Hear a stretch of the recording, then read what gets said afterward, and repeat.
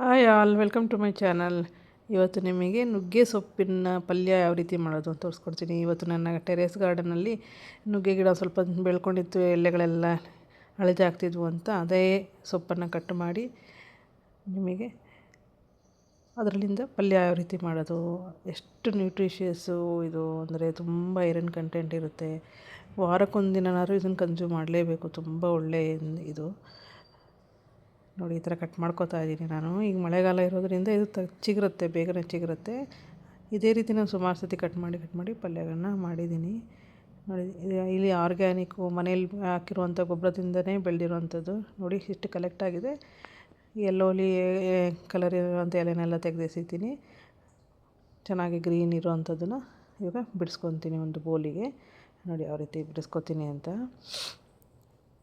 ನೋಡಿ ಈ ಥರ ಎಲೆಗಳನ್ನೆಲ್ಲ ಹೇಳಿದ್ರೆ ಸಾಕು, ಈ ಥರ ಬರುತ್ತೆ. ಅದನ್ನು ಹಾಕ್ಕೊಂಡು ಹೀಗೆ ಬಿಡಿಸ್ಕೊತೀನಿ. ಒಂದು ಬೌಲಷ್ಟು ಆಯಿತು ನಾನು ಇದು ಮಾಡಿದ್ದಕ್ಕೆ. ನೋಡಿ ಯೆಲ್ಲೋ ಕಲರ್ ಇರೋದನ್ನು ತೆಗೆದೆಸಿತೀನಿ, ಅದು ಬೇಡ, ಅದು ಹಾಕಬೇಡಿ. ಓಕೆ, ಇದು ಒಳ್ಳೆ ನ್ಯೂಟ್ರಿಷಿಯಸ್ಸು ಎಲ್ಲ. ನೀವು ಐರನ್ ಕಂಟೆಂಟು, ಹೆಮೋಗ್ಲೋಬಿನ್ ಲೆವೆಲ್ ಎಲ್ಲ ಚೆನ್ನಾಗಾಗುತ್ತೆ. ನೋಡಿ ಇಷ್ಟು ಸೊಪ್ಪಾಗಿದೆ ನನಗೆ ಇವಾಗ. ಇದರದ್ದೆಲ್ಲ ಈ ಥರ ದಂಟಿದ್ರೆ ಹಾರ್ಡಿರುತ್ತೆ, ಅದನ್ನು ಅಂಥವ್ರಿದ್ರೆ ತೆಗೆದುಬಿಡಿ. ಎಷ್ಟು ಸೊಪ್ಪಿದಾಗಿದೆ. ನಾನು ಇದನ್ನು ನೀರಲ್ಲಿ ಇವಾಗ ವಾಶ್ ಮಾಡ್ಕೊತೀನಿ. ಮನೇಲೇ ಬೆಳೆದಿರೋದ್ರಿಂದ ಅಷ್ಟೊಂದೇನು ಗಲೀಜಿರಲ್ಲ. ಸ್ವಲ್ಪ ಈ ಥರ ನೀರಲ್ಲಿ ಚೆನ್ನಾಗಿ ವಾಶ್ ಮಾಡಿ ಬೇರೆ ಪಾತ್ರೆಗೆ, ನೀವು ಯಾವುದನ್ನು ಕುಕ್ ಮಾಡೋಕ್ಕೆ ಯೂಸ್ ಮಾಡ್ತೀರೋ ಆ ಪಾತ್ರೆಗೆ ನಾನು ಎಲ್ಲ ಸೋಸ್ಕೊತಾ ಇದ್ದೀನಿ. ನೋಡಿ ಇಷ್ಟ ಆಗಿದೆ, ಈ ಥರ ಸೋಸ್ಕೊಂಡಿದ್ದೀನಿ. ನೋಡಿ ಎಷ್ಟು ಗಲೀಜಿಲ್ಲೇ ಇಲ್ಲ. ಇದಕ್ಕೆ ನಾನು ಇವಾಗ ನೀರು ಹಾಕ್ತೀನಿ. ಇದು ಮುಳುಗುವಷ್ಟು ಒಂದು ಸ್ವಲ್ಪ ನೀರು ಹಾಕ್ತೀನಿ. ನೀರು ಹಾಕಿ ಅದಕ್ಕೆ ಸ್ವಲ್ಪ ರುಚಿಗೆ ಜಾಸ್ತಿ ಉಪ್ಪು ಹಾಕ್ಬಿಟ್ಟು ಸ್ವಲ್ಪ ಹಾಕಿ, ಇಲ್ಲಾಂದರೆ ಸ್ವಲ್ಪ ಉಪ್ಪು ಹಾಕಿ ಇದನ್ನು ನಾನು ಸ್ಟವ್ ಮೇಲಿಟ್ಟು ನೀಟಾಗಿ ತಿರುಗಿಸಿ ಬೇಯಲಿಕ್ಕೆ ಇಡ್ತೀನಿ. ಇದನ್ನು ಮುಚ್ಚಿ ಬೇಯಿಸ್ತೀನಿ. ಓಕೆ, ಆಮೇಲೆ ಮಧ್ಯದಲ್ಲಿ ತೆಗೆದು ನೋಡ್ತೀನಿ, ಸ್ವಲ್ಪ ಇದಾಗಿರುತ್ತೆ. ಒಂಚೂರು ನೀಟಾಗಿ ಮಿಕ್ಸ್ ಮಾಡ್ತಾಯಿದ್ದೀನಿ.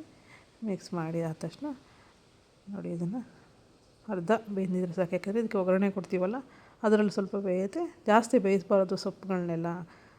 ಆಲ್ಮೋಸ್ಟ್ ಒಂದು 75% ಬೇಯಿಸಬೇಕು, ಇಲ್ಲಾಂದರೆ ನ್ಯೂಟ್ರಿಯೆಂಟ್ಸ್ ಎಲ್ಲ ಇದಾಗುತ್ತೆ. ಈಗ ಇದರ ರಸ ತೆಗೆದಿಟ್ಟಿದ್ದೀನಿ. ಈ ಕಡೆ ಸೊಪ್ಪಿದೆ. ಈ ರಸದಿಂದನೂ ನಾನು ರಸಮ್ ಮಾಡಿಕೊಂಡು ಊಟ ಮಾಡ್ತೀನಿ. ಅನ್ನಕ್ಕೆ ಬಿಸಿಯಾಗಿ ತುಪ್ಪ ಹಾಕ್ಕೊಂಡು ತಿಂದು ತುಂಬ ಚೆನ್ನಾಗಿರುತ್ತೆ. ಈಗ ಇವತ್ತು ಪಲ್ಯ ಯಾವ ರೀತಿ ಮಾಡೋದು ನಿಮ್ಗೆ ತೋರಿಸ್ತೀನಿ. ಮುಂದಿದ್ದರಲ್ಲಿ ನಿಮಗೆ ಸಾಂಬಾರಿಂದ ಇದನ್ನು ಹಾಕ್ಕೊಡ್ತೀನಿ.